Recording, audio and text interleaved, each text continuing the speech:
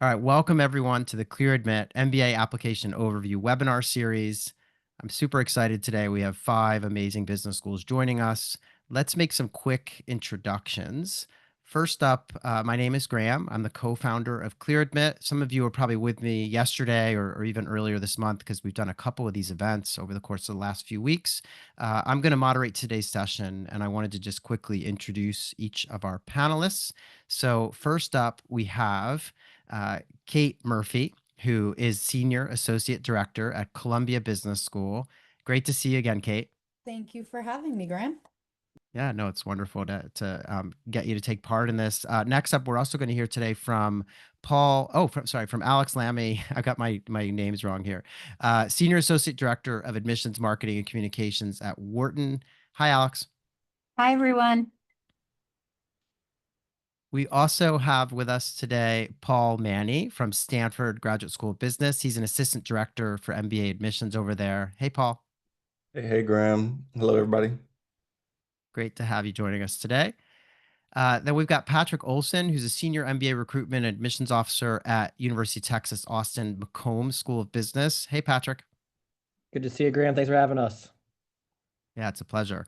And last but not least, we've got Amber Walsh. She's the senior associate director of admissions over at the Yale School of Management. Hi, Amber. Hi, Graham. Thrilled to be here.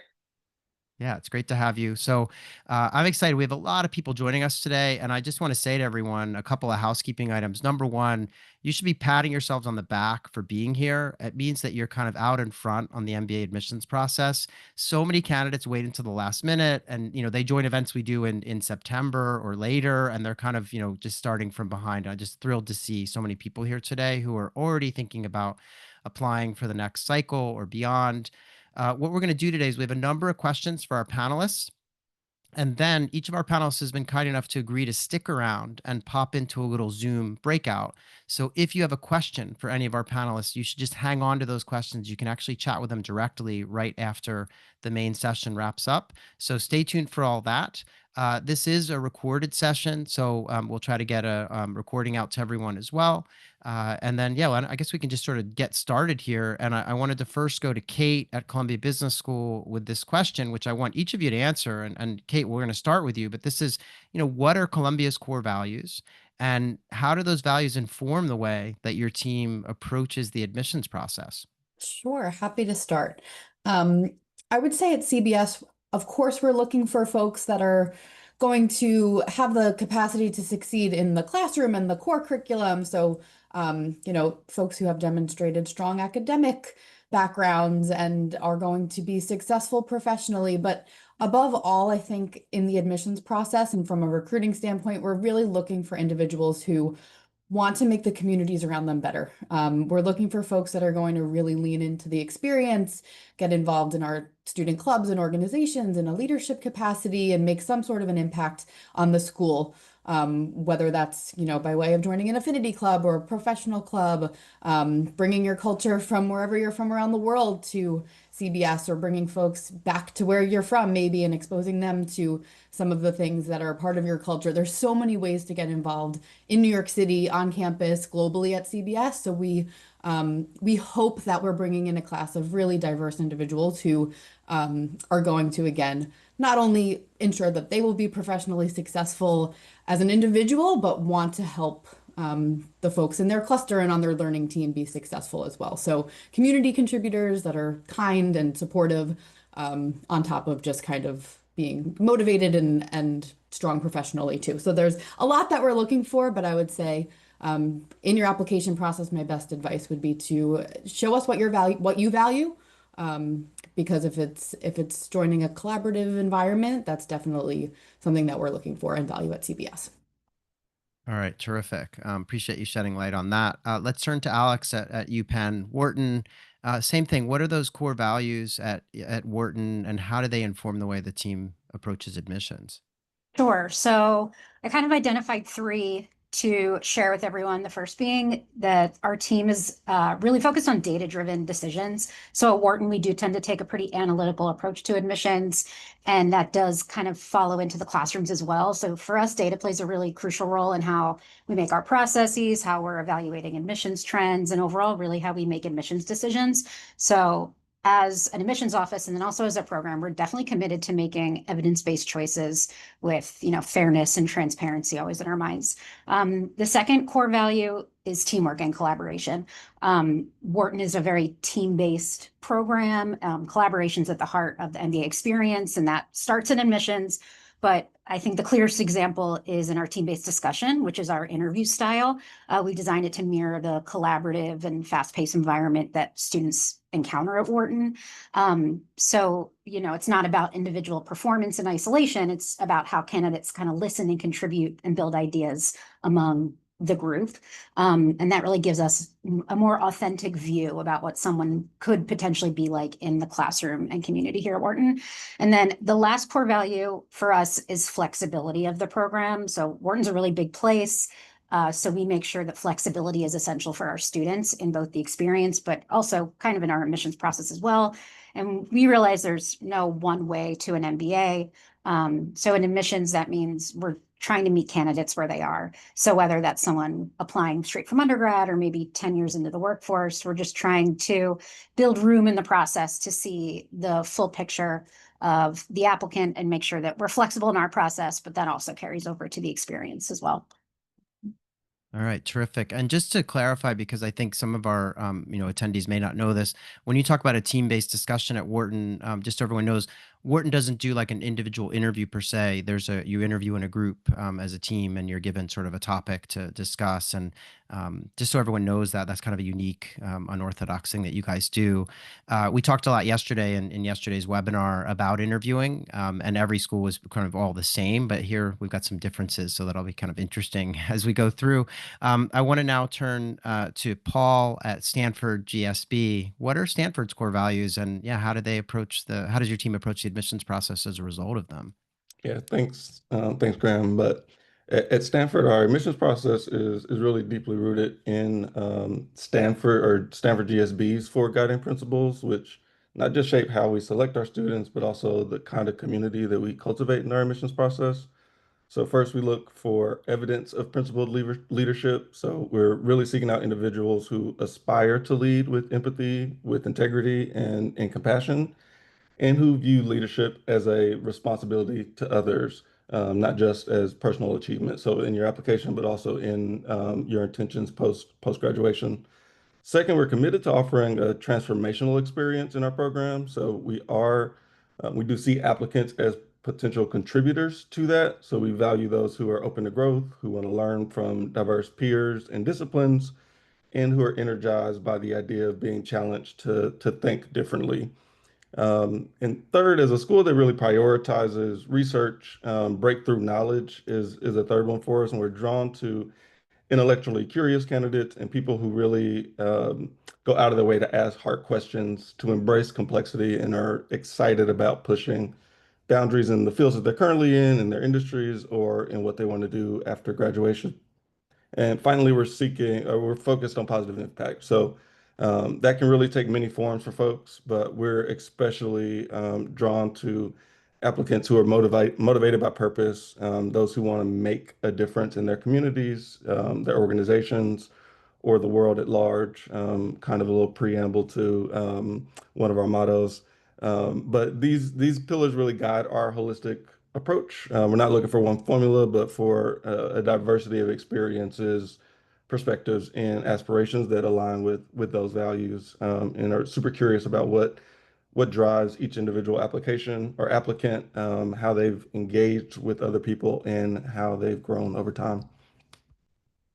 All right, wonderful. Yeah, and I guess you might talk about this later, but I presume you might continue to ask that essay question that you have, what matters most to you and why, which seems to fit with what you've just described. So, I don't know if I presume that's going to be part of the process this coming year. It feels like it has been for, 20 years now. All right, let's turn now to Patrick and what are the core values at McCombs and how do they inform the admissions process? Yeah, absolutely. So Texas McCombs, we really lean into the motto of human-centered, future-focused. And so, of course, that bleeds into how we review applicants. And so human-centered means to us, we're trying to build a culture and a community. And so who you are as a person is important. And I think oftentimes applicants show what I call their 9 to 5 selves. And we really want to see their 24/7 selves, because that's an important part of who you are and what you're bringing to our community. So first and foremost, we want to get to know all parts of you, not be beyond your work experience. And then future focus, we're really looking at, again, how do you want to change the world? The UT motto is what starts here changes the world. And so we're looking for how you're going to come to McCombs, leave McCombs a better place, but also make the world a better place, from the experience you've had here. So again, we're looking for real people, who are going to change the world. All right, excellent. Yeah, and are you guys still doing the thing where everyone talks to a current student as part of the process? Yeah, Absolutely. so that fits with that. Yeah, excellent. I want to turn to Amber. Amber, you're always at the end of the alphabet, even though your first name is like at the beginning of the alphabet. Because you work for Yale, it feels like we're always punishing you a little bit. But take us through, what are the core values at Yale, and how do they inform admissions? Thanks so much, Graham. And I think for Yale, what's core to our community is our mission, which is really dictates everything that we do in the school, which is educating leaders for business and society. It's really core to who we are. And that idea of leadership is really broad for us. So we're looking for leaders to solve problems across all sectors, whether it be nonprofit, for profit, government. And the way that that can look is very different for different people. I think in terms of how it manifests in the school is just even through our curriculum that is based on stakeholder perspectives and our global studies requirement and your ability to take classes not only at SOM but across the entire Yale campus. And I would say that also manifests in how we engage with our host community of New Haven. Lots of opportunities to volunteer and get involved locally. But in terms of the actual application, because we recognize that this will be different for different people, I mean, we are looking for people that are driven by purpose and want to have positive impact. But in the application process and the way that we are evaluating, we're not looking for a particular fit. We're not looking for you to tell us how you fit into that mission, but really tell us about your experiences to date, how you have shown leadership in your work and your activities.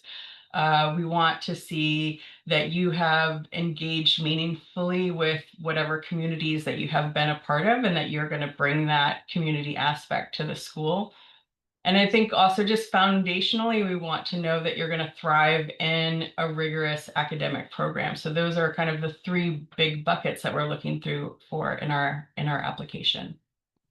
All right, terrific. And are you guys, maybe it's too early to say, but you've traditionally had to choose your own kind of essay, like there's sort of three choices or something they get to pick. Is that still looking to be part of the process Yes, next year? I All right, can so that fits too. that fits Yeah, as well. We are yeah. looking for things that are important to you. So we're really looking in the application process, learning about your journey and what is meaningful to you, what's important to you, and how your commitments and engagement of the past can predict how you will engage with us in the future. Okay. Yeah, terrific. All right. So the next thing I want to do with all of you is, I think our most of our audience knows that when you apply to business school, there are these components of the application process, whether it's filling out an app form, taking a test in some instances, writing essays. There are all these parts that you see on screen here. And I think most of you require, these types of things, but every school is a little different. And so what we've done is we have a slide for each program that includes what your requirements were for this past season. And I recognize in some cases, the new cycle, your applications for next season probably don't open until midsummer or sometime in there. But for the purposes of today, we can, base this off of what you've traditionally required people to do. And so what I thought would be fun would just to have each of you take us through kind of something in your process that you want to highlight that's maybe a little bit different from your peers, or just something you want to call attention to. So we'll again go alphabetically. So I want to start with Kate at Columbia Business School. And, we have this question, which is, look, all applications look kind of similar, but what do you want candidates to know about your application? What's different about it? And so I think we have a slide here with, we'll start with you, Kate, for Columbia. That has just like what you've required historically. So is there anything you want to kind of call our attention to here? Yeah, definitely. So as you can see on the slide here, the January entry term is a unique aspect of the CBS kind of offerings and experience. We do have a spring application where you can apply and join the full-time MBA program beginning in January. So I call that out because that application actually did launch last week and is currently live. And what that means is that all of our application requirements and essays and changes are currently live on our website. So that will hold true for August too. That one hasn't launched quite yet, but if you are interested in taking a peek, we did change our second essay prompt this cycle. So I wanted to call that out too. This year for both the January and the August entry applications for the full-time program, our second essay prompt will be asking folks to please share a specific example of how they made a team more collaborative, more inclusive, or fostered a greater sense of community within an organization. This isn't too much of a dramatic change from last year, but it is a little bit more direct and clear. So we hope that this will positively impact the candidate experience, wherein last time we offered a prompt A, prompt B, and you had a choice, and now we're giving everybody the same opportunity to answer the same question, again, a little bit more concisely. So again, I would say of all the things on this slide, which are pretty generic, the J-term entry point and the second essay would be the two things I would choose to highlight. And just to clarify, so the January term is a straight through thing where they start in January and then go through the summer, through the following academic year, and basically finish the MBA in a year and a half instead of, the sort of typical 2-year path, right? Exactly. We generally see folks who don't need the full 10-week internship over the summer gravitating toward the J term. So lots of sponsored consultants, lots of family business folks, entrepreneurs, again, generally gravitate to the J term because they do take classes over the summer instead of interning, and then they join in with the August folks in year 2 for electives in the fall and graduate in 18 months. So if you don't need that internship, highly recommend looking into the J term option, and happy to chat more with folks in the breakout if you have questions about what that looks like. Yeah. And Kate, thanks for mentioning the breakouts. I'll just remind everyone who joined late that as we get to the end of the main session here, each of our panelists is going to jump into a Zoom breakout. So if you have questions for Kate or any of our other panelists, just hang on to them and you can get those answered in the breakouts. Let's turn now to Alix at Wharton. Again, we have a slide with the basic application components for your program. And yeah, just curious if there's anything you want to kind of call attention to specifically that's different or unique. Sure. So I would say the newest thing that people may notice, especially if you're a reapplicant to Wharton, we did actually just transition to a new application system. So we're really excited that the user experience overall will be a lot better. But the one thing that, Graham, you mentioned this earlier, that really does set Wharton apart from a lot of our peer schools is our interview style, which we call the team-based discussion. The reason why we did this, and we're probably just at about 10 years, if not a little bit more, of doing this process, is that historically at Wharton, you met with a staff member or an alumni for your standard interview, and it gave people an opportunity to rehash their resume a little bit, maybe discuss goals. But we realized we're really learning that from your application, and we wanted to use the interview as an opportunity to understand how you work in a group, because that's so vital to the Wharton experience with our learning teams.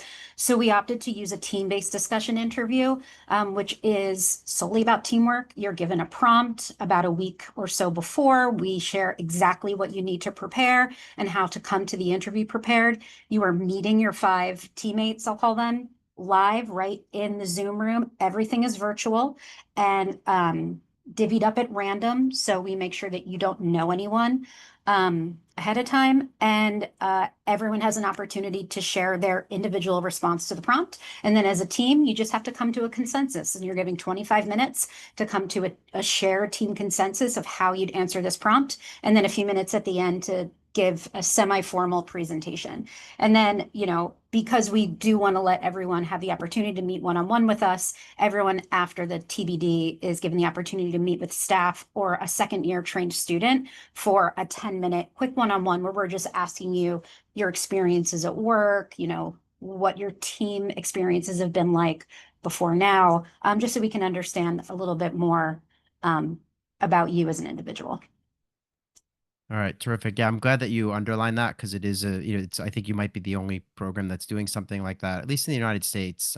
So definitely a kind of which one of these is not like the other kind of thing. So I'm glad that you underline that. Let's turn now to Paul at Stanford. Again, we've got your application components on a slide here, and just wanted you to kind of take us through something that is different or that you want to highlight for us. Awesome. Thanks, Graham. Sorry, I think my video, oh, there we go. I was going to say, but our two essays are, I think, a place to start for sure. Realistically, my advice for most folks when you are starting our application is to really take a look at our essays. So prompt one is what matters most to you and why, which Graham mentioned earlier in the answer to the first question. Our second is why Stanford. In both of these questions or both of these essays, what we're really looking for is less a formulaic response. Like if you were to ask any admissions officer what the right way to answer this is, none of us are going to have a straight answer for you or a solid answer for you because it is very personalized. This is really an opportunity for you to be as authentic and reflective as possible. Really, the first essay in particular is really an invitation to dig deep. So it's not really just a writing exercise, but a moment of personal clarity. So if you are maybe thinking about applying to a few different MBA programs, our essay may be a great place for you to start because we don't often get the opportunity or anybody asking us the question of what matters most to you. And it's really a great moment to ground yourself in what matters to you, especially on this particular path. I think our dean for admissions and financial aid did a great job as an alum, really describing how she answered this in her admissions director Q&A hosted by Graham, actually, which is available on ClearAdmit. We also asked for two letters of recommendation, and I really highlight this one because we specifically are asking for one of your letters of recommendation to be from a current supervisor. If that's not possible, we do ask and offer for you to use your best judgment. But for us, the next best is someone that has overseen your work in the last 3 years, preferably. If you are an entrepreneur or in another space where maybe you haven't had a direct supervisor, again, using your best judgment, but really finding somebody that has been able to oversee your work in some capacity. And another maybe slightly different approach for other folks. Our resume, we do ask for that to be one page. And that is actually very important for us that it is one page. One, just because we get a lot of applications, but two, it is a specific direction. And for us, we are making sure that folks that are going through our application process are, really leaning into the directions that we've set. So those are some of the big things, but like mentioned before, I'm happy to talk more in depth about any part of the application in the breakouts later. All right. Yeah, I see a lot of questions popping up in the chat. So save those questions. You can get them answered in the breakouts. I do appreciate, Paul, the shout out for that. There was a podcast episode that we recorded with Erin, the director of admissions at Stanford, and yeah, I think I asked her how she went about writing the essay, and she gave a great a great answer. So tune into that. It's on our website or on Apple, Spotify, everywhere you might find podcasts. Let's turn now to Patrick at UT Austin McCombs. Again, we've got a slide with your components, and it'd be great for you to just highlight anything that kind of stands out or you want folks to know about. Yeah, thank you. Yeah, bring it back again. Our one of our mottos is human-centered, future-focused. So we really want to create a process where every single person has the same opportunity to engage with the admissions team, to engage with our students, and to receive equal consideration. So I think one thing that stands out is we don't have any invite-only aspects of our application process. So every single person goes through the same exact journey and presents the same exact materials. To accommodate that, our interview is optional, so we don't want to force anyone into that, but it is an opportunity for every single person to be able to connect with a current student. So whether you are brand new to this process, first gen, international, you don't know the kind of the MBA game of networking, everyone has an opportunity, a space to talk face to face for 20 minutes with a current student. We use the word interview because that's universally understood, but it's really a conversation. And it's a conversation the applicant should come prepared to drive, similarly to how you'll be driving conversations when you're in business school. And so our students who engage in those conversations are directed to let the student lead, and there's not a traditional Q&A transaction. So come prepared.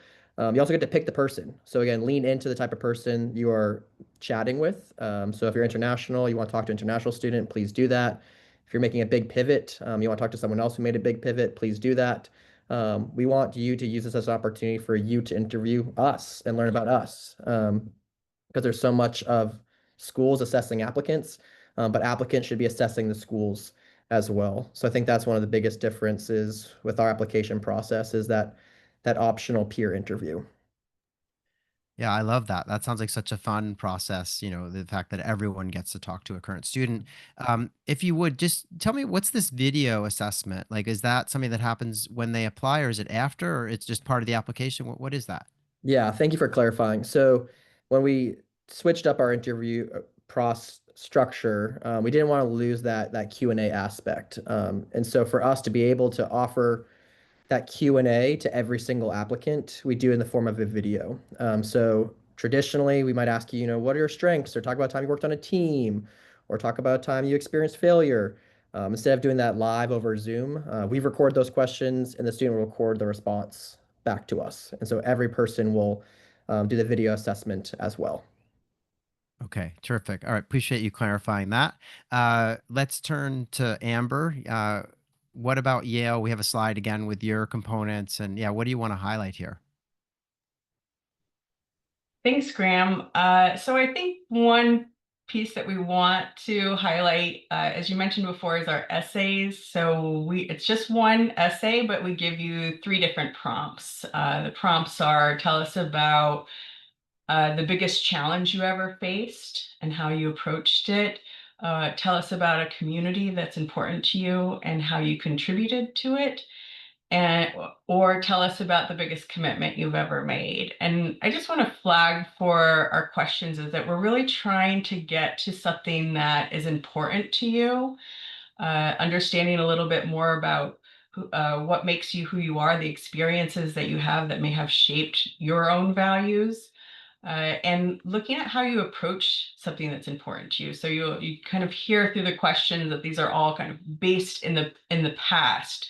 So we're hoping that you'll give us some concrete steps that you've taken, or actual actions that you've taken towards addressing that commitment, or actions that you've taken within that community, because we really believe that your past actions and performance are really predictive of what will happen in the future.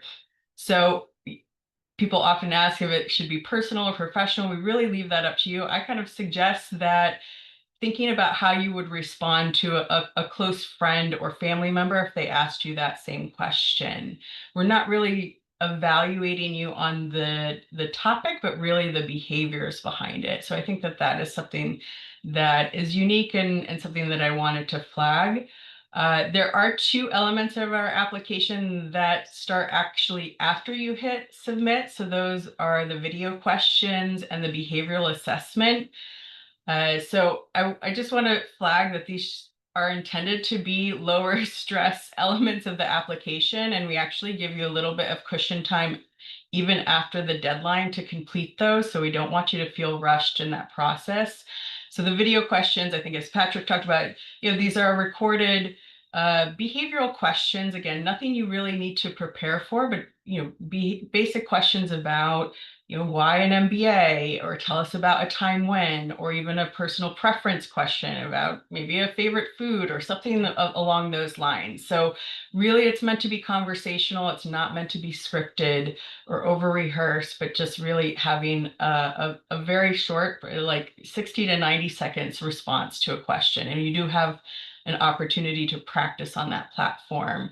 And the other element that is, I think, fairly unique to the School of Management is our behavioral assessment. And this is a non-cognitive assessment. So again, nothing that you need to practice or prepare for, and certainly you don't need to try to game it. If you're ever taken like a personality test, it's very similar to that, kind of a choice between two options and which one describes you more. And the basis of this is really being able to open the doors for folks that maybe don't have the same profile as other candidates in terms of their test scores or their GPA. So we're only using this as a positive reassurance in those cases that this person will succeed in the program. And it is evidence-based and developed in hand with ETS, which are the makers of the GRE.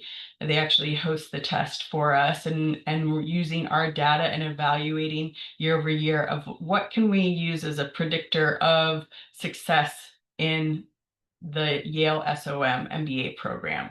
So again, this is something that is really only used in a positive way during the application, but I think also is intended to allow us to have a more diverse applicant pool. Okay. Yeah, appreciate you underlining that stuff because it does sound a little bit different than some of your peers. And great to know, though, that the behavioral assessment is just kind of you can gain points only. It's not something that's going to take your candidacy down a notch. So that's terrific. We do have some questions that we kind of sifted through from the audience across this series that we're running. And so we're going to get into those now. And just again, as a reminder, after this part, we have some fun kind of lightning round questions, but then we'll get into breakouts, and each of our attendees can jump into the breakout of their choice and bounce around asking questions. So for this first general question, I want to turn to Kate again at Columbia Business School. Kate, this is like a classic one. Can I submit additional materials after the deadline, like a new test score, or I got promoted at work, or something, that happens? Is that allowed, or it's sort of like once you've submitted, it's done, and you've got to just wait for the response? Yes, to your point, a very common question. We do require that all applications are submitted with the test score you want to be considered. That said, there is an opportunity to update us along the way once you've hit submit if your circumstances have changed, for example. So if you have new test scores, a job update, if you've taken something new on at work, if you've been promoted, if you started a new job, we would welcome you to submit a new resume. If you've taken an MBA math class or something like that, maybe you've passed a new exam or become certified in something. We definitely want to know that. But the caveat is that we just can't guarantee that it will be considered as part of your evaluation process, depending on the timing with which you decide to share those updates. So you're welcome to. We want to know what's going on and what the most up-to-date relevant circumstances are that impact your candidacy, but it does depend on the timing that we are made aware of those updates, whether they will actually be guaranteed as part of your evaluative process. Okay. Yeah, that makes a lot of sense. And I think, there's probably some judgment that needs to be exercised on the part of the candidate too. Probably not emailing you to just say they had a good day at work, but, something more substantial Yeah, than that. substantive All right. updates. Yeah. Yeah. Do Thanks. any of our do any of our panelists have like a rule that's like, no, nothing can come in after the deadline. We will not look at it no matter what. Like raise your hand if you have that kind of a strict. All right. So I think it sounds like people are open to if something substantive happens. Graham, Paul wants to chime in. I do have a caveat that we do actually only accept one test score. So if you do submit the test score in particular, if you do submit a test score after our deadline, we are still looking at the one that you submitted with your application. Again, happy to hear if you have a new one, if it's, you know, if it becomes, well, actually, I won't add any caveats to my caveat. We only accept one test score. So Okay. yeah. All right, that makes sense. All right, excellent. Appreciate you clarifying on that. Next question we have is for Alix, and this is a really interesting one, and we get this a lot. So, in essence, like, what if my test score or my GPA is, below the average of the class profile? Is it possible that like I'm really great at work? I have a really impressive kind of career trajectory and a bunch of like professional certifications. Can that sort of like overcome a weakness on the academic side, or are these things just totally siloed where it's like you can't compensate for bad grades or low test scores with a great job? Yeah, this is a great question, and we do get this one a lot. At Wharton, we like to encourage people to not self-select out of the process based on one factor, whether that be GPA or test scores alone. So one of the guiding principles that we live by is we call it read to admit. So that means when we're reading over your application, we're looking at reasons to say yes and not to filter people out. So if your academics or testing fall below the class averages that you see on our profile, we're going to try to look for other ways to balance that out. So that might be a really strong professional performance that we see on your resume, and that, a letter of recommendation may support upward momentum in your resume through raises or, through promotions, a demanding course load. So, we know enough about how school GPAs work in undergrad that if you had a really demanding course load, a 3.6 might actually be really good for that program and that major. Sometimes someone goes and spends the extra time to get a certificate that really shows how, you'd handle some quantitative work. So we're going to be looking for evidence to balance out some of those pieces of the application. At Wharton, we also like to consider some of the obstacles you've overcome. So, proof that you show resilience or that you've, shown grit through life. So we understand every candidate has highs and lows. We are not trying to, evaluate someone on their bad day, a test that didn't go so well. So we are really focused on the full story and not just a single data point. Okay. Yeah. Excellent. And I do want to stress, like, I think the admissions process at all of your programs is very holistic. There are all these Yeah. components, as we saw on those earlier slides. There's tests, there's grades, there's, interviews, recommendations, or all these pieces, essays. And I think what's great about business school is that these folks are looking at everything. And it's not a question where there are actually some other types of graduate school where they're kind of cutoffs. If you don't have a certain combo of GPA and test score, they just aren't going to bother. But business school is so holistic, and that's what makes this process exciting in my mind, and really fair. I want to turn to Paul at Stanford with this next question that we got.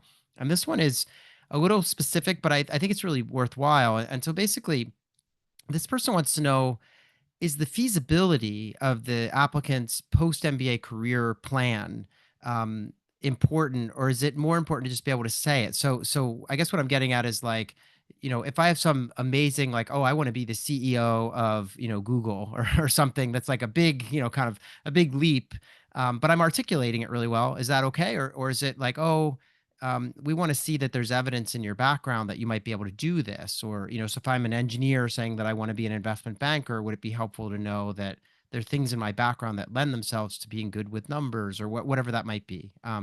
So yeah, what do you think of this one? Graham, first of all, we get the question a lot. I'm sure all of us get the question a lot. So I'm glad that it was raised. And I'll say up front that this answer is our answer. So I welcome other schools chiming in, but for us, it's perfectly fine to quote unquote dream big. That the GSB is really a place for dreamers. We really do care more about clarity of purpose than rigid feasibility. So I will say that said, goals that feel very like disconnected from your experience or interest, like either of those, can raise some questions. It's not a disqualifier, but if your goals are like, I want to go into beauty or skincare, and you've worked as a consultant, and your entire application is talking about banking, you know what I mean? Like there will be some question marks there. So I think the important piece for us is that there's a through line through your application more broadly. It doesn't need to be that your experience connects directly to what you're interested in, but if the goals are that connective tissue from where you are to where you want to be, then that should make sense, right? Again, it's not an evaluative criteria for us. We're not going to count anybody out if that disconnection is there, but it does, definitely raise questions. I'll also say our Career Management Center at Stanford GSB is always available to help folks navigate the career search, no matter what it is that they want to do. And I want to give a quick shout out to our Social Impact Loan Forgiveness Program, which is available to a very broad eligibility criteria, mainly folks going into the nonprofit or public space or into high impact businesses, which is an opportunity for us to really like double down on our commitment to making sure that your dreams are a reality, regardless of what, our employment report may say on any given year. I'll say in a lot of years, folks are going to, of our class of about 420 people, there may be in some years up to 300 unique employers. So folks go and do a lot of different things, a lot of different sizes, in all kinds of industries. Um, so either way, I think there's what you want to do is important to you for sure. We can help you do that.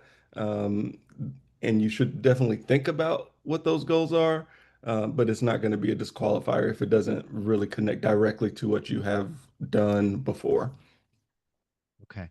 Yeah, I really appreciate you mentioning kind of this idea that, if there is any connective tissue, it doesn't have to be work necessarily. Like it could be that you're, I don't know, maybe you're a competitive runner in all your spare time and you've been a consultant in your work life. And, when you think about going to business school, you want to work for a kind of sports company like Nike or something. And so there could be a connection that's based on your outside interests that's made you want to do that. Right. So but as you say, not evaluative and it's not vital, but it can be useful, I think, for the candidate to sort of think this stuff through. Let's turn now to Patrick. Graham, So really quick, Patrick, if you don't mind, I oh yeah, saw go ahead. Amber unmute. I think some folks may have something to add to that last question. Oh, were you? Yeah, Amber, were you going to say something on this one? Just going to note that, especially for all these folks that are already doing their research and work now in terms of their goals, I just really advise like having as many conversations and trying to hone in those goals as much as you can, especially the short term, because once you arrive on campus, there's just so many opportunities and so many paths that you can take. So having done that groundwork will help you not only in the application process, but also when you arrive on campus. Yeah, that's terrific advice. Appreciate you chiming in, Amber, on that. And I think the beauty of business school is that you can go off and do so many different things after an MBA. It's not like law school where you're basically going to be a lawyer afterwards. This is, I mean, the world is your oyster after business school. But that also means, you got to figure out like what you might be interested in so that you can be effective when you're in the program and make choices about where to spend your time. I want to turn to Patrick. We have another question that we've got here. And this one is, how do I show the admissions reader that I'm serious about my interest in your program, especially if I haven't been able to come? I mean, we saw joining us today, we have people from, Bangkok or really far from, let's say, Austin, right? So if I can't come to campus, how do I demonstrate in my file that I know a lot about your program and I'm excited, et cetera? Yeah, this is a great question. Because of course you want to be interested in a lot of schools, but you also and cast a wide net and explore lots of options, but you also want to make each school feel like they're the prettiest person at the party. So how do you do both? One, I think being here today is one way to do that. I think there's a lot of virtual events out there. There's events with partners like ClearAdmit. All of us put on our own individual virtual events. So engaging with what's out there. So coming today is great, but then also look at all the schools here and what we're doing from a virtual standpoint. We also recognize that it's hard to visit everyone's campus. So there's a lot of times where we're coming to you. So we're sending reps around the globe to come represent our programs. And so I know a lot of us were in Boston last week, and we'll be sending teams of people to India and Africa and Asia. And it's not uncommon to see schools traveling. So do your best to make an effort to come visit us if we're coming somewhere near you. And then finally engage with our students. One, to show interest, but two, to learn about our population, about our culture, about our community, and to make sure we're the right fit. And every school has a different way of showcasing their students and connecting current students with prospective students. So explore those options, and we have lots of ways where you can meet with usually up to 90 students volunteer raise their hands at our school and say, we'd love to chat with you. We're part of a volunteer group that lends a helping hand and is here to connect. So I'd say lean into virtual events, keep an eye out for events that are coming to areas near you, and connect with students when possible. All right. Yeah. Excellent advice. And yeah, there are a lot of events like this. And yeah, again, everyone should be patting themselves on their back for being here today, learning more about these programs. It's a great place to start. We have one more question, and then we'll just do our lightning round stuff and get into the breakouts. This one is for Amber at Yale SOM. And this is a classic. What do I do if my primary supervisor, who I love and knows me really well, right, has said, "Oh, I'm busy. Why don't you write the letter of recommendation and I'll sign it," kind of thing. What should I do in that situation? Yeah, this is a tough situation. So we're going to try to avoid them getting to the point of asking you that question to begin with by kind of Yeah. prepping them in advance.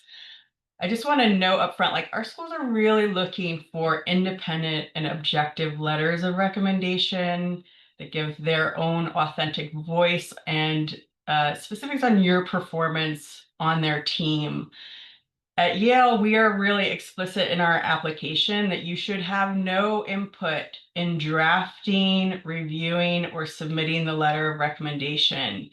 And I really want to emphasize that because it makes me sad when I see that we get a letter of recommendation that still has comments and track changes from the applicant. Okay. Or we see maybe you've done kind of a kind of brag sheet or something, and it's copy pasted on both letters of recommendation. So really try to set the ground from the beginning that that the expectation is that they would have to write that. And here is my advice on this. And you all are ahead of the game because you're starting early. So identify who you would like to have that write that letter of recommendation, ideally a supervisor, and ask them up front. I would say in person or in a Zoom, to say, I really have enjoyed working with you. I would love for you to write a letter of recommendation for me. Do you have the time and do you feel comfortable writing an enthusiastic letter of recommendation for me? And give them an out, so if they say, I really don't have time, say, no problem whatsoever, and find someone else to do it for you. So that is my advice. Give them enough time so that they are really ahead of the game. Talk to them about your reasons of pursuing an MBA. Talk to them about the accomplishments when you were on their team that you're really proud of. Talk to them about any feedback that they gave you that was really useful to you and that you really took to heart. These are all ways that you can kind of prime them for maybe examples that they might use in their letter of recommendation without actually writing anything down. Of course, you could share your resume with them, but I even would say avoid using kind of an outline because, again, sometimes the tendency will be to copy and paste that, and it just doesn't look good on the other end of the application. So I hope that is helpful. And again, try to ping them early on to just ask them directly if they have the time and if they feel comfortable writing that letter of recommendation for you. Yeah, terrific advice. An admissions director once told me that the recommendation process, there's a little part of it that's kind of testing you, the applicant's ability to manage a process. So making sure you alert your recommenders early, that they get their stuff in on time, that they do a good job. That's sort of on you, the candidate. And so it's not a question of going into the online application, putting in the recommender's email address and being like, okay, I'm done with that part of the process. No, you should have coffee with the recommender, tell them why you want to go to business school. They should be, at least somewhat aware of like, what's your career plan? Like, what are you hoping to do with an MBA? Because you want them to be, kind of on the same page as you. So appreciate that, Amber. Let's stay with you. In fairness to the alphabet stuff, we're going to go backwards. Describe the Yale SOM admissions team in 3 words. I would say that the 3 words I would use would be supportive, fun, and empathetic. And I should note that I'm a graduate of the School of Management myself, and I just had no idea how much the admissions team was actually there to support me. I wish I had known that as an applicant, Like, we are available to answer questions for you. When we're reading your applications, we're really excited about it. No, all of us that choose this profession enjoy learning about you, learning about your journey and your path, and especially in an MBA program, they're so broad. So we're really learning about the world through your eyes. So please don't hesitate to reach out to us and ask those questions and communicate as much as you need to. All right. We'll turn to you, Patrick. 3 words to describe the McCombs admissions team. We're fun, we're creative, and we're passionate. All right. Terrific. Let's see. Paul, how about Stanford? Say thoughtful, mission-driven, and collaborative. Okay. Probably running out of adjectives here. Alix, how about you at Wharton? Or I would say innovative, data-driven, and transparent. Okay. Terrific. And Kate at Columbia? Yes, many of my adjectives have been stolen, but I'll pivot. Dedicated, teamwork driven, and caring. Okay, terrific. Kate, let's stay with you for our next lightning round question. Sure. Naming the wrong school in an essay is a classic kind of cringy mistake that applicants make. What's another thing you would say you don't like to see in the process? Yes, I'll stay on the essay train and say typos in general make me cringe, but I also will really encourage folks to not rely too much on AI and ChatGPT. I've read a couple of things recently that, like, an example of that would be to have a sentence that says, here are the next steps captured to make sure that the next steps are captured. Like, make sure you're rereading and proofing the things that you are leveraging AI to help you with responsibly. Don't assume that it's going to be perfect, because sometimes it's redundant or it's not answering the question. So make sure that you're answering the questions directly, and maybe have someone else read your essay to make sure that they can tell you what they think the prompt might be. Don't assume that leaning into the technology we're afforded these days is going to spit out the most accurate response. All right, let's go to you, Alix, going back the other way here. So what's something that you would say people should avoid? Sure. I would say in most of our applications, you will submit a resume, but then you're also going to submit most of that resume in different sections: work experience, extracurriculars, etc. Make sure your dates align between the application and the resume. As we're reading your application, we are trying to piece together your timeline. And when dates don't match up, it does kind of raise unnecessary questions. So between the resume and the rest of the app, accuracy and date consistency help us to focus a little bit more on your story and less about kind of reconciling these discrepancies. Yeah, I think I've said this in many a webinar we've done, but don't make the admissions team play detective. Like, stuff needs to be 100%. clear. Yeah, Paul, let's turn to you. Something that you would just tell people to avoid, or a process don't.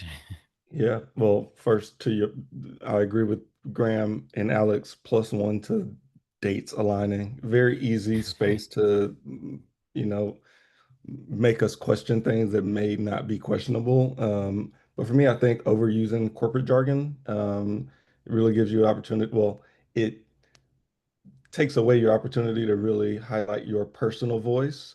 Um, and sometimes, especially if you're working like on a niche team in a niche industry, it also makes it a little bit harder for admissions team to know exactly what it is that you do or what you've accomplished if you're using terms that are very specific to your industry. All right, excellent. I'm looking at the clock here, so we're gonna have to just zip through these last couple. But let's turn to Patrick. What about you? Something you would recommend people avoid? Yeah, I'll just make my advice is to make sure you spend as much time on your LinkedIn page as you do everything else. A lot of people will not touch that, and so back to the dates, it's incorrect. It's making us question your pictures from 10 years ago. Spend as much time on your LinkedIn as you're doing with everything else. Okay, good advice. Amber, how about you? Something that you don't like to see? Yes, don't leave it to the last minute.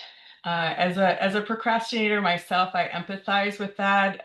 I just think as soon as the application's open, you can start drafting it. And I say like maybe set a mental deadline of at least 24 hours in advance of the actual deadline to just give yourself some time to like go back through it, read through it, make sure you didn't miss anything, make sure you've used all your real estate that you have within the application and have been as complete as possible. All right, terrific. Amber, let's stay with you. I have one more question, and then we're getting into the breakouts. This should be really speedy, though. What's something you're looking forward to that happens on campus at Yale? There's so many things. So just on Monday, we had our commencement, and amazing to see all the candidates who are graduating and their families coming from around the world. So that's probably like fresh in my mind. For those that are interested in visiting campus, we have some really nice diversity days that happen in September and October. We have a Women's Day, we have a Diversity Day, Diverse Perspectives Day, and we have a U.S. Military Day. So those are nice days if you're a prospective student to come and visit the campus, and we'll do a whole weekend with you with some nice activities. All right. Patrick, how about you? Something you're looking forward to that's happening on campus at McCombs? Yeah, it's a little ways away, but already looking forward to football season and tailgating. Excellent. Paul, something happening at Stanford? Yeah, I'm glad that Amber gave me this as an example.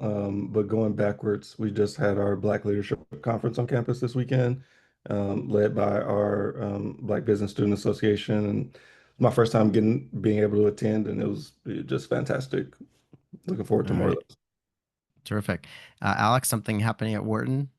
Yeah, so our incoming class of 2027 will be the first students to access our new AI for Business major. So we're really excited about that to help students understand how companies are using AI to solve real world problems, but then how the technology intersects with, society and the economy and ethics. So a lot that I'm going to learn. I'm really excited about it, but our students are also really excited to join that new major. All right. And last but not least, Kate, something happening at Columbia Business School that you're looking forward to? Yes, not to copy, but given the timing, commencement is just really one of the most exciting times on campus, and it actually is today, on our Oh, morning wow. campus. But Saturday we had the business school graduation ceremonies, and we recently pivoted to being able to host our receptions on our new campus in Manhattanville. So this year was the second year we were able to do that. So they had their ceremony on the Morningside campus, but then came up to celebrate in the classrooms where they actually learned for the reception. So it was a really, really great day with a really fun buzz and energy on campus. And they got to kind of experience both campuses, which was fun. And it was a beautiful, warm day in New York City. So always exciting time to be part of any program really around commencement season. But Yeah. Excellent. Well, you've been busy today, it sounds like. On that note, what I want to do is invite our panelists to step backstage briefly so that we can get the breakout set up. But I did want to first thank everyone. I mean, obviously, Patrick, Amber, Kate, Paul, and Alix, appreciate your time so much. So we'll let you guys take a 1-minute break backstage as we get the breakouts ready. And hope to see you all soon. So everyone else, stay with me. I'm so thrilled there were like 500 of you or more today hanging out with us, and it just really been a pleasure to kind of go through all of this. So what we'll do next is we're going to give our panelists just a minute to get set up, but I really encourage you to go and chat with them. And the way this works is you can bounce from one room to the other. So you can go in if you have a question for McCombs, get that answered, then head over to Stanford or Wharton or Yale or Columbia. I mean, just bounce around. They'll stay typically for at least 20 minutes, maybe even a little more than that. To get your questions ready.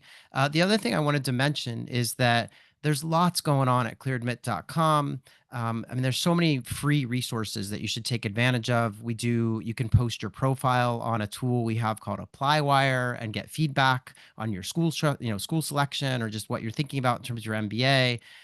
We have a really cool, fun AI bot that we've built called Ask Clear Admit that I encourage you to try. You can ask it all kinds of questions about, post MBA jobs or really anything about the admissions process. And it's trained exclusively on our content. So it's not going to give you kind of any old answer. It's really advice straight from us. And the last thing I'll say is every Monday, or at least every Monday, we have a podcast that airs. There's, obviously, I think I want to say there are like 300 or 400 episodes out there now. So every week we have a podcast episode. I know many of you listen to that, but if you haven't, check it out. It's on Spotify, Apple, anywhere that you might find a podcast. It's called the Clear Admit MBA Admissions Podcast. We've had a lot of admissions directors on the show over the years too. So it's just a good companion. It'll like make you feel like you're advancing in the admissions process, even if you're just listening to a show. So take a break with us and listen to that regularly. Otherwise, again, thanks everyone for taking part. We will have another series of events like this July, and those will be very much focused on application essays. So it's a very famous series that we've been running now for, I want to say, I don't know, 3, 4, 5 years, where we sit down with admissions directors and only talk about essays. It's perfect if you're in the middle of writing your essays in the summer. So we'll get word out about that soon on our website, and you can sign up just like you did for this. But really appreciate everyone's time today. And we're going to open up the breakouts. One reminder, you've got to be in Zoom, the app. You shouldn't be like on just via a browser, on a phone via browser or something. You should be in the Zoom app in order to access breakouts. So if you're not seeing the breakouts, it's because you're not using the right version of Zoom. But otherwise, everyone have fun in the breakouts. We have some great panelists, and I know they're going to answer all your questions. So I appreciate it and hope to see you all again really soon.